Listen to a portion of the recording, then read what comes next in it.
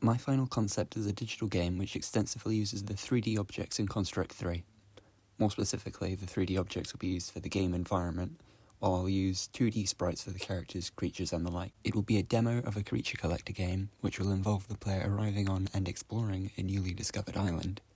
The main plot points are inspired by my research on early game Exo-Beasts, and the player will be able to choose one of 3 different creatures based on the 3 main character types I established in my research on Kong Skull Island, which are science, exploration, and security. This will be a demo because my research has shown me that many of the features I plan to include will be more difficult to include than I first thought, especially since I don't have much experience with coding them.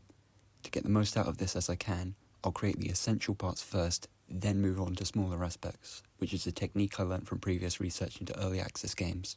To challenge myself, I plan to include features in my game that I've not tried to program before this project.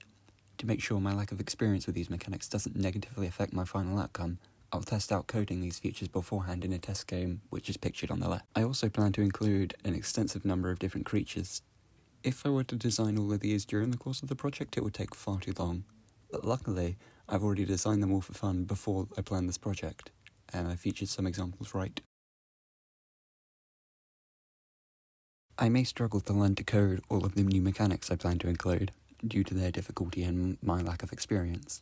So to make sure this doesn't eat into my time during the rest of the project, I'll figure out some of the hardest parts in the aforementioned test game over the Easter break. With the amount of features I plan to include, the code could get very messy. To combat this, I'll create groups of code to ensure that I can find any piece of code without having to scroll through the mountain of code that I will create. Construct 3 could crash due to the complexity of the game, which has happened to me before. To combat this and make sure that I don't lose too much progress, I will save regularly.